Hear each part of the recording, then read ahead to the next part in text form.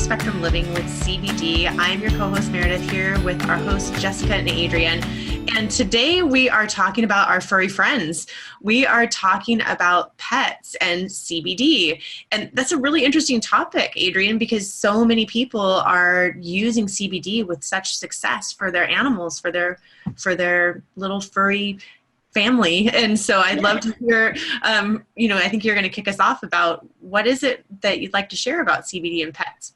Yeah, actually, people come into our store probably looking as much for their pets as much as they do for themselves. I would say probably you could maybe one for one, you have somebody coming in for their own anxiety, then followed by somebody else looking for something to help with their pet's anxiety. Wow. So when it comes, yeah, oh my gosh, yes. Well, I don't know if you have pets, Meredith, but I have a Yorkie. Yeah. So there are babies, there are children. We want to do everything that we can to give them the best quality care. And so if we're willing to consume it ourselves for some of the conditions that we have, why not pets, right? So pets have an endocannabinoid system, just like humans, whether it's a dog or it's a cat. And I think Jessica and we talked about it just the other day, we know for sure it's not insects, but what about lizards and things like that? So these animals have endocannabinoid systems, which means that they can see the benefit of a CBD supplement just like we can.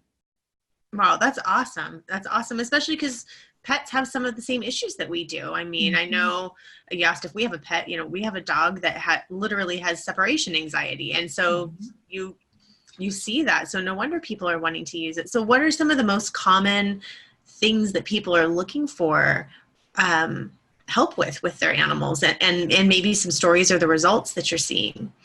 Yeah, definitely some of the most common ones mimic what we see most commonly with people as well, but anxiety, either, separation anxiety, or they're traveling in a car, or fireworks. That's another big one that brings people. So anxiety would be a top reason. And then chronic pain is certainly one, especially with aging pets. Epilepsy, we see a lot of people use it for their pets for seizures. So really just whatever people are using it for themselves. If their pet has that and they're seeing like, oh, it helped me, or it helped so-and-so with pain, maybe it could help my dog. And then they do a little quick research or ask around. And as it turns out, yeah, it could totally help your dog. So I think pain and anxiety definitely are the top ones. And as Adrian kind of pointed out, I've always heard that it's anything with a vertebrae, any animal with vertebrae has an endocannabinoid system. So it's basically any household pet, that most common ones. And I think we've had quite a variety, but of course dogs and then cats would be our most common ones because they're the most common pets. And we get a lot of feedback on dogs. And so how do you go about administering CBD to a pet? Like, is that... So similar ways that we consume it. So we actually have a wide variety of the way that people give CBD to their pets. Some are just as anxious for it. They will run up and sit and wait patiently for it and let you give it to them orally. Others may not be so willing. So you can mix it in their food if they eat all their food at one time. If they're grazers, I wouldn't recommend that way. Honestly, you want it to get it in one full serving. So you can put it on a dog treat, put it on a piece of cheese, anything that's going to get your dog to consume it at one time. And we now offer pet treats. Yes, we do. They're a new product. Yeah. So we have pet treats that have been really nice. They've got ingredients that are really healthy for dogs, like chicken and fish ingredients.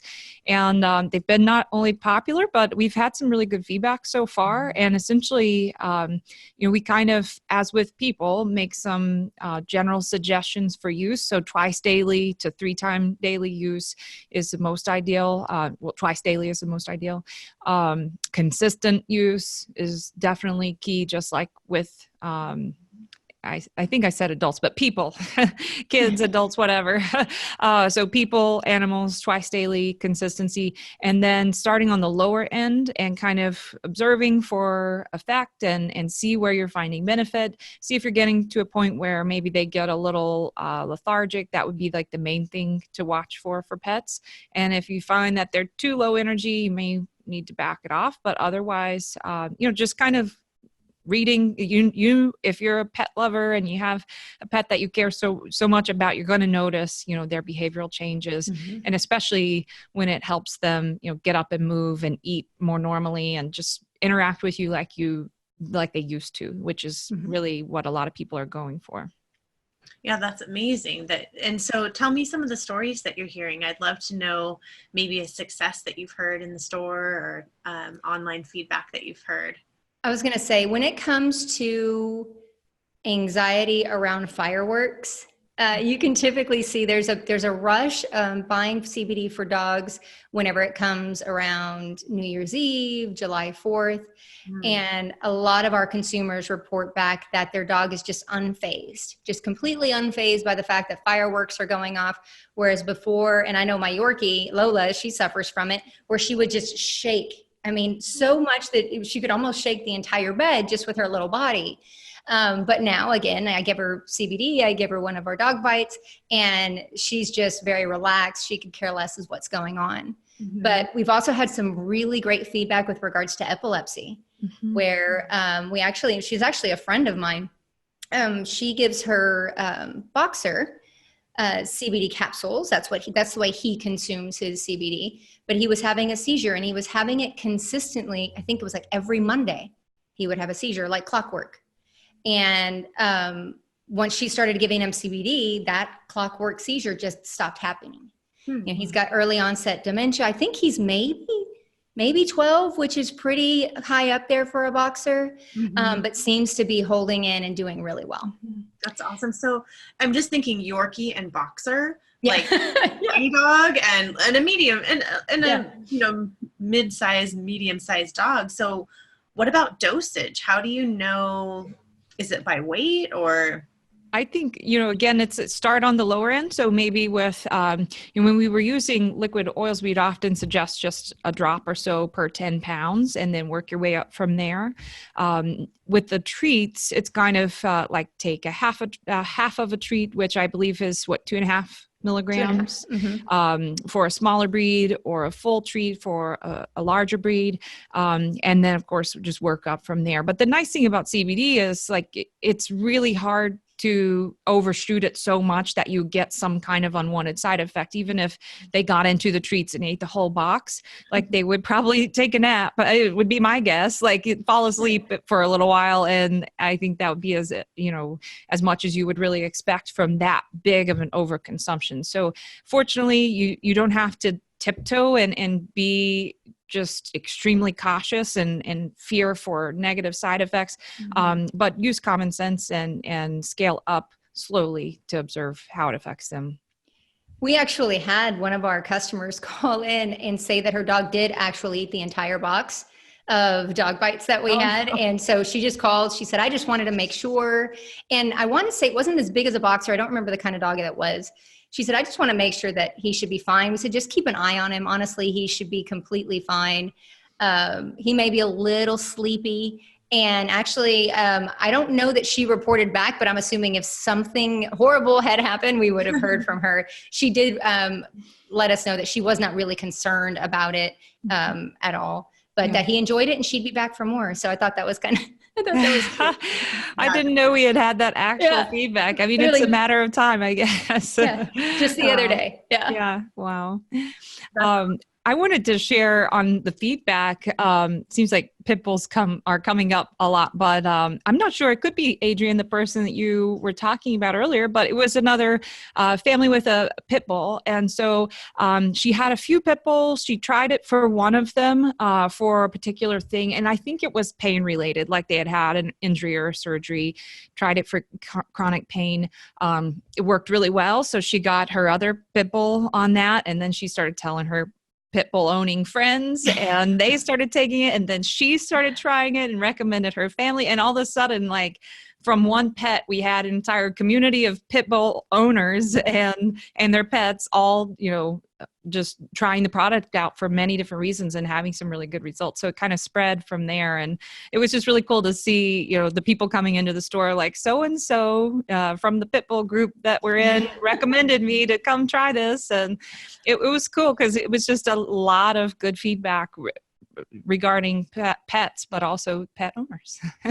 Yeah. Well, and it's not surprising because, for humans, we're apt to run off to the doctor and to try to get prescriptions for things. And, with our pets, I think people are moving in the same direction that humans are. Like, you're seeing more and more people saying, yeah, maybe I shouldn't necessarily, get that prescription for myself. Maybe there is another way. Maybe I can manage my pain or discomfort in a different way. And I think people are headed down the same path for their pets. We've actually seen a lot of good feedback from veterinarians who are actually recommending CBD. A lot of them will even carry CBD products themselves. So they actually recommend it. They know that the trend is going that way, that for that same reason, people are taking it for themselves. They're seeing the benefits. They've heard a friend who's taken it and seen benefits with arthritis or pain or anxiety. And if your dog's suffering from that, why not? Right? We're very concerned about what we're putting inside them, what we're feeding them, the ingredients within their food. So it's definitely going that way with supplements or things that we can do to enhance their quality of life. And I think just like with, as with the person, if you feel that CBD is a good fit for your pet, first of all, you should talk to your veterinarian if they're on any other pharmaceuticals and make sure to get the okay there. But also to advocate for them to be able to try that if you feel that your veterinarian's opinion does not match, yours, because so something we've heard some feedback on that we wanted to be sure to address in this episode is that a few people have said, my vet said no THC for dogs, that it's toxic. And not even just vet, like I heard that THC was toxic for pets. And so we wanted to kind of quickly address that. So as of right now, and of course we are not veterinarians, and we would welcome any feedback to contradict this if anyone has any substantial proof to back that claim. But as far as claiming that THC is toxic to pets, it does not at all appear to be a blanket statement. Like you can't say any amount of THC would be toxic to a pet. Of course, just like with people, large amounts lead to negative side effects, and those can be more substantial and the higher dose of that you would intake. And with pets, maybe they are arguably a little more susceptible to those negative effects. However, a CBD product like ours that has only trace amounts of THC, it's really unlikely to have any kind of negative effect from the minor amount of THC that's present. And we really wanted to kind of point that out. There's a physician that wrote his name down, or not a physician, a veterinarian who practiced holistic approaches for veterinarian applications. His name's Gary Richter. And so in trying to kind of figure out this claim in preparation for the episode, we came across some information from him. He's written a book on the ultimate pet health guide, and there's a chapter on cannabis. He's an advocate for cannabis use in pets. And basically what it boils down to, in his opinion, is there's not a ton of pet research currently, but there is more and more human research, which is pretty applicable to pets in general. And then there's tons of anecdotal evidence as well that all suggest that, cannabis can be a very effective therapeutic application for pets, just like with people. And it's all about finding the right dose and the right kind of product. So we really wanted to put it out there that that claim is made from time to time. It does not seem to be a valid one. Of course, prove us wrong if you want. We want to know, We want to know, absolutely. Yeah, it just doesn't seem like there's much truth to that. So I don't know. Well, and that was going to be my question of, we've done lots of episodes and talked a lot about, labeling and how to pick the right product and quality. And I'm just going to make the big leap that all of those same things that we've talked about really apply here too. right? Absolutely. Put the same quality and care that you do in looking for products for yourself into looking for products for your pets. And if it's going to be in a treat or in a dog bite form or maybe a CBD food, look at the added ingredients as well. I mean, there's ingredients that are being added into pet foods that are not necessarily beneficial for pets. So you want to make sure that everything that you are feeding your pet comes from the highest quality. So make sure that you know what's in the product, make sure it's on the label. You want to know their extraction process. You want to see that it's tested. Everything applies.